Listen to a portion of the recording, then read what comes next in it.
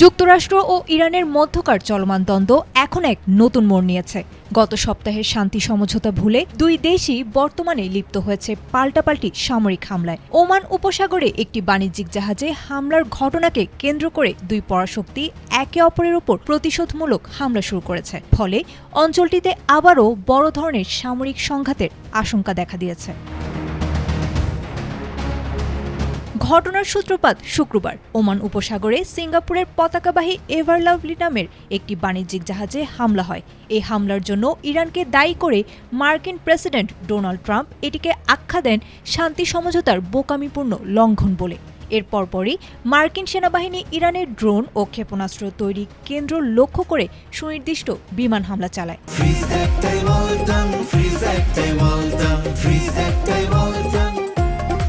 যুক্তরাষ্ট্রের এই হামলার জবাব দিতে দেরি করেনি তেহরান। ইরানের আইআরজিসি শুক্রবার রাতেই উপসাগরীয় অঞ্চলে মার্কিন সামরিক স্থাপনাগুলো লক্ষ্য করে পাল্টা ড্রোন ও ক্ষেপণাস্ত্র হামলা চালায়। রাষ্ট্রীয় টেলিভিশনে দেয়া এক বার্তায় আইআরজিসি স্পষ্ট জানিয়েছে, মার্কিন আগ্রাসনের কারণেই তারা এই পদক্ষেপ নিয়েছে। একই সাথে হুঁশিয়ারি দিয়ে বলা হয়েছে, ওয়াশিংটন যদি আবারও কোনো আক্রমণ করে তবে ইরানের পরবর্তী প্রতিরোধ হবে আরও ব্যাপক ও কঠোর।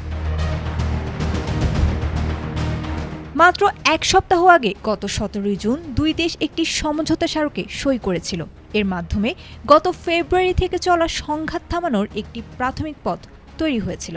কিন্তু হরমুজ প্রণালীতে নতুন করে এই উত্তেজনা সেই আশাকে যেন ধূলিসাৎ করে দিল।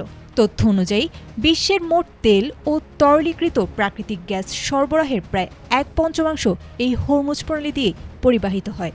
ফলে এই সংঘাত দীর্ঘায়িত হলে বিশ্ব জ্বালানি বাজারে বড় ধরনের অস্থিরতা তৈরি হতে পারে বলে আশঙ্কা করছেন বিশ্লেষকরা।